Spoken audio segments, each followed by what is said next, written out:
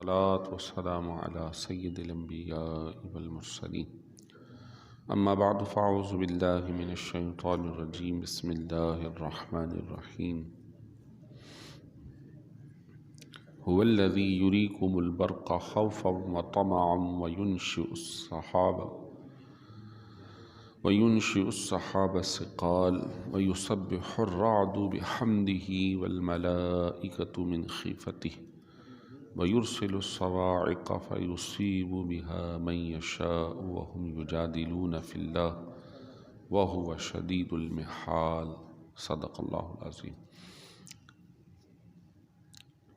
پچھلے اتوار کو سورہ رعد کی آیت نمبر 11 کی ہم نے تفسیر سماعت کی تھی۔ آج انشاءاللہ آگے مزید اس صورت کی دیگر آیات کو ترجمے کے ساتھ سن کر اس کی تفسیر کو سماعت کریں گے انشاءاللہ العزیز۔ آج جو آیت نمبر 12 سورہ رعد کی شروع ہوئی ہے، اللہ تبارک و تعالیٰ کی ذات والا صفات کے بارے میں اللہ تعالیٰ نے خود ارشاد فرمایا کہ اللہ کون ہے، وہ اللہ تبارک و تعالیٰ کون ہے۔ تو پیچھے سے چلے آ رہا ہے، فرمایا اللہ وہی ہے یریکم البرق، جو تمہیں بجلی کی چمک دکھاتا ہے، خوفا و طمعا، کبھی تم اس چمک سے ڈر رہے ہوتے ہو اور کبھی اسی چمک سے تم امید وابستہ کرتے ہو۔ یعنی بجلی چمکتی ہے تو ڈر لگتا ہے، اور کبھی ایسا ہوتا ہے بجلی چمکتی ہے تو اب بارش ہونے والی ہے، تو کبھی اس میں طمع ہے اور کبھی خوف ہے۔ وَيُنشِئُ السَّحَابَ الثِّقَالَ، اور اللہ وہی ہے جو بھاری بادل پیدا فرماتا ہے۔ بھاری بادل سے مراد بارش والا بادل۔ اب ٹنوں من پانی کے ٹینک کو آسمان پر رکھا گیا ہے، ٹنوں من، اور اس کے اندر جب بارش برستی ہے تو نیچے سیلاب امڑ آتا ہے۔ بظاہر وہ روئی کے گالے جیسا ہے کہ بہت سارے ہم میں سے سفر جہاز کا کر چکے ہیں، تو جہاز آرام سے ان بادلوں کے اندر سے نکل کر اوپری سطح پہ اڑ رہا ہوتا ہے۔ کبھی بادل دائیں بائیں سے گزر رہے ہوتے، لیکن آخر وہ کون سی طاقت ہے کہ جس نے اتنا پانی ان روئی کے گالوں میں جمع کر دیا، یا اس سے بھی ہلکے، روئی کا پھر بھی وزن ہو، بادل کا بظاہر کوئی وزن نہیں، لیکن اللہ تعالیٰ فرما رہا ہے وہی اللہ ہے کہ جو بھاری بادلوں کو پیدا فرماتا ہے۔ اب وہ سائنسی تحقیقات اپنی جگہ کہ جناب والا وہ بادل سمندر پر جاتا ہے، وہاں سے بھاپ اٹھتی ہے، وہ بادلوں کے اندر چلی جاتی ہے، وہ پھر بادل لے کر اس بھاپ کو چلتے ہیں، تو جہاں کلائمیٹ بن جاتا ہے، سسٹم بن جاتا ہے بارش کا، ہوا کم ہو جاتی ہے تو بارش برسنا شروع ہو جاتی ہے۔ بادلوں میں بھی پانی موجود ہے۔ تحقیقات آگے بڑھی تو اب ایسے بیرونی دنیا میں تجربات ہوئے کہ ان بادلوں میں کوئی کیمیکل ڈالا یا کوئی ایسی چیز ڈالی جس سے مصنوعی بارش شروع ہو گئی، وہ جو بادل تھے وہ پانی برسانا شروع ہو گئے۔ یہ تو آپ نے اسے کچھ کرنے کے لیے تجربہ کیا، لیکن سوال یہ ہے کہ ان بادلوں میں پانی کس نے بھرا؟ یہ علم کس نے دیا؟ تو اگرچہ کہ یہ ساری چیزیں اللہ تبارک و تعالیٰ نے انسان کے لیے بنائی ہے، اس کے نفع کے لیے بنائی ہے، لیکن بنانے پر اللہ دعوت دے رہا ہے کہ تم اس خدا کو چھوڑ کے کسی اور طرف جا رہے ہو کہ جس نے زمین و آسمان بلکہ آسمان کے درمیان بھاری بادلوں کو بھی پیدا فرما دیا. یہ بھی اللہ کی مخلوق ہے.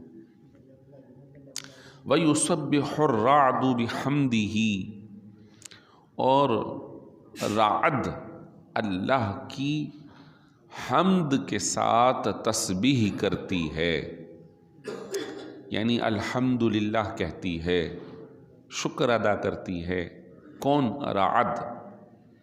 رعد کا ایک معنی جو سورت کا ہے وہ بنتا ہے بجلی کا گرجنا، آواز، گڑگڑاہٹ. اس قدر تیز بجلی کڑکتی ہے کہ انسان دہل جاتا ہے. تو اصلاً وہ بجلی نہیں بلکہ وہ بجلی اللہ کا ذکر کر رہی ہے. وہ کڑک اللہ کی حمد و ثنا کر رہی ہے. قرآن پاک میں سورہ بنی اسرائیل آگے آ رہی ہے 15ویں پارے میں ارشاد فرمایا وَإِن مِّن شَيْءٍ إِلَّا يُسَبِّحُ بِحَمْدِهِ، ہر چیز اللہ تبارک و تعالی کی حمد کرتی ہے. ہر چیز، چڑیا کی چہچہاہٹ، کبوتروں کا آواز نکال لینا، اسی طرح جو خس و خاشاک گھاس پھوس ہے وہ بھی اللہ کا ذکر کرتی ہے. مچھلیاں سمندروں میں ذکر کرتی ہیں، پرندے ہواؤں، حتیٰ کہ یہ سبز درخت فرمایا ان کے پتے نہ توڑو بلا ضرورت، کھیل تماشوں کے لیے ان کو ضائع نہ کرو، کہ یہ بھی درختوں میں لگے ہوئے اللہ کا ذکر کر رہے ہوتے ہیں، تسبیح کرتے. اور احادیث طیبہ میں ہے کہ 2 بندوں کی قبر سے گزرے تو آپ اتر جاتے ہیں اور ایک شاخ توڑ کر ان دونوں قبروں پر آدھی آدھی رکھ دیتے ہیں، اور پھر صحابہ سے فرمایا پتہ ہے قبر والوں کو عذاب ہو رہا ہے، ایک کو چغلی کرنے کی وجہ سے اور ایک کو پیشاب کے قطروں سے نہ بچنے کی وجہ سے.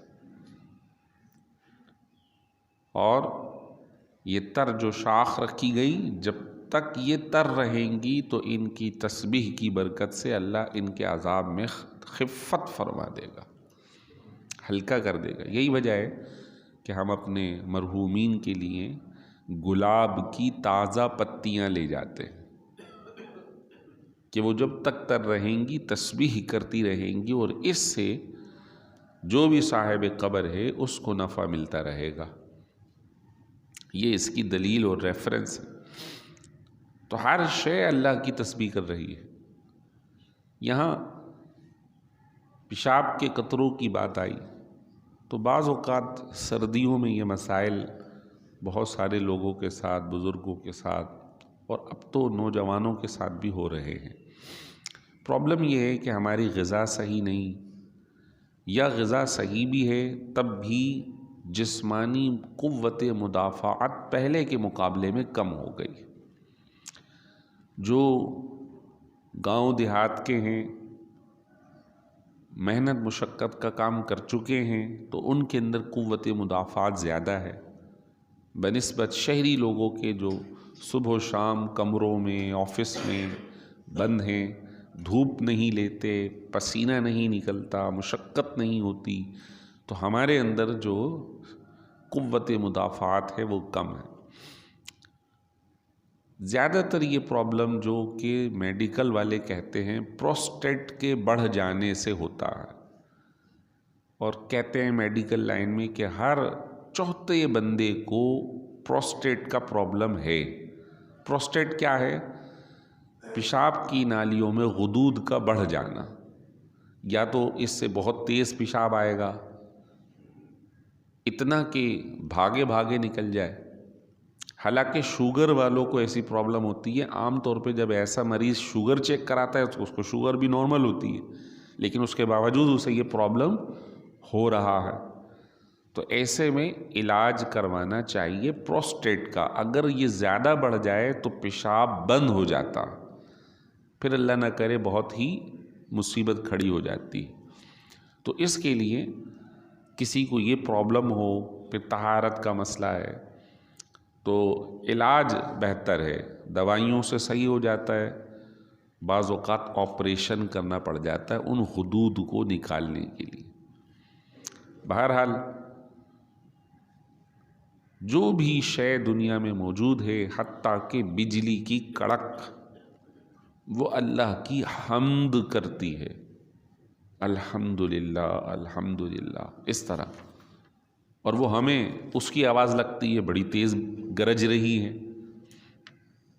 اور بعض مفسرین نے کہا کہ راعد جو ہے ایک فرشتے کا نام ہے کہ جس کی ڈیوٹی اس بجلی کی کڑک پر ہے، کہ بجلی پر ہے اسے، جب وہ بجلی کو چلاتا ہے تو اس کی آواز نکلتی ہے، اور جو نکلتی ہے تو وہ اصل میں وہ فرشتہ اللہ کی تسبیح پڑھ رہا ہوتا۔ تو اس سورت کا نام ہی رعد ہے، جس کا مطلب ہے بجلی کا گرجنا، اس کی تیز آواز۔ اور فرمایا والملائکۃ، اور ملائکہ بھی اللہ کی تسبیح کر رہے ہیں، من خیفتہ، اللہ کے خوف سے۔ فرمایا وَيُرْسِلُ الصَّوَاعِقَ، اللہ وہی ہے جو گرجنے والی بجلیاں بھیجتا ہے، یعنی یہ تو بجلی ہے یا اس کا فرشتہ ہے، اس کو بھیج کون رہا؟ فرمایا اللہ۔ اب آج کے زمانے میں بھی جو بجلی ہے اس کا ایک وولٹ ہے، اس کی ایک تیزائی ہے، اس کا ایک جھٹکا کہہ سکتے ہیں وہ ہے۔ بعض اوقات وہ جو ہائی ٹینشن کے تار ہے وہ تو قریب سے بندے کو کھینچ لیتے ہیں، پرندوں کو کھینچ لیتے ہیں۔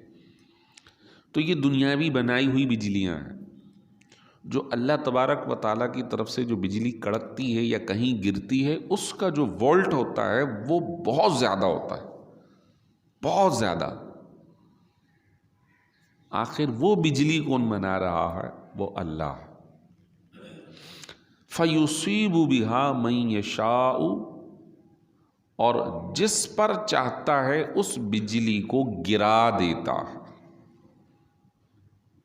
جس پر چاہتا ہے۔ جانوروں پر گر جاتی ہے، اور اسی طرح انسانوں پر، اور ہلکا سا بس صرف یوں گئی اور ہڈی، اور نیچے سب جل کر خاک ہو جاتے یا مر جاتے۔ یہ جو اس کا جھٹکا ہے وہ اس قدر سخت ہے کہ دنیاوی بجلی اس کا مقابلہ نہیں کر سکتی۔ تو جس پر بجلی گری یہ بھی اللہ کی طرف سے مقرر ہے۔ اب ایک اور بات، پرانے زمانے کے اندر جب لوگ قربانی کیا کرتے تھے، قربانیاں کیا کرتے تھے، تو ہمارے یہاں تو یہ ہے نا، بسم اللہ یا اللہ اکبر کہہ کر جانور ذبح کرتے ہیں، اس کے بعد گوشت ہم خود ہی کھا لیتے ہیں، یعنی انسان ہی کھا لیتے۔ پہلے یہ ہوتا تھا کہ جانور کو کھلے میدان میں کھڑا کر دیتے تو آسمان سے کوئی آگ یا بجلی گرتی تھی جو اسے جلا کر خاک کر دیتی تھی، پھر یہ سمجھا جاتا تھا کہ یہ قبول ہو گئی۔ اب جانور ہی نہیں، اس زمانے کے اندر گندم بھی قربانی کے طور پہ پیش کیا جاتا تھا، ساز و سامان اناج پیش کیا جاتا تھا، اور جس کو بجلی نے آ کر یا آگ نے آ کر جلایا نہیں، اس کا مطلب ہے اس کی قربانی قبول نہیں ہوئی، تو اس کی جگ ہسائی ہوتی تھی کہ اس نے ضرور کوئی گڑبڑ کی ہے۔ اب دو حوالے سے امت مسلمہ پر اللہ نے شفقت فرمائی ہے، رحم فرمایا ہے کہ ہماری قبول ہو یا نہ ہو، اللہ نے پردے ڈال دیے، کوئی جگ ہسائی نہیں۔ اور دوسری وہی چیز وہ ہمیں ہی عطا فرما دی، اور فرمایا کہ لن ینال اللہ لحومها ولا دماؤها الا بالتقوی، کہ اللہ کی بارگاہ میں نہ تو اس کا گوشت پہنچتا ہے نہ اس کا خون پہنچتا ہے، بس تمہارے دل کی نیت اور اخلاص اللہ کی بارگاہ میں۔ آگے ارشاد فرمایا وَهُمْ يُجَادِلُونَ فِي اللَّهِ، اور یہ لوگ اللہ کے بارے میں جھگڑ رہے ہیں. یعنی حضور علیہ الصلوۃ والسلام نے جب مکے کے لوگوں کو توحید کی دعوت دی کہ ایک اللہ کی عبادت کرو، تو پوچھ رہے ہیں کہ اللہ کون ہے؟ فرمایا اللہ وہ ہے جو ہم تمہیں بتا رہے ہیں. یہ اس رب کی توحید کی دعوت دے رہے ہیں کہ تم سب بتوں کو چھوڑو اور ایک اللہ کی عبادت کرو جو یہ ساری صفات رکھتا ہے. وَهُوَ الشَّدِيدُ الْمِحَالِ، اور فرمایا اللہ بہت سخت گرفت کرنے والا ہے. اللہ محفوظ رکھے، استغفر اللہ، اللہ تعالیٰ اپنی گرفت سے محفوظ رکھے. یقیناً اس کی جو گرفت ہے وہ بہت زیادہ سخت ہے. اِنَّ بَطْشَ رَبِّكَ لَشَدِيدٌ، بے شک تمہارے رب کی جو پکڑ ہے وہ بہت زیادہ سخت ہے، اس کا مقابلہ نہیں کیا جا سکتا. لمحوں کے اندر اللہ تبارک و تعالیٰ ارب پتیوں سے زیرو کر دیتا، صحت مند سے کمزور کر دیتا.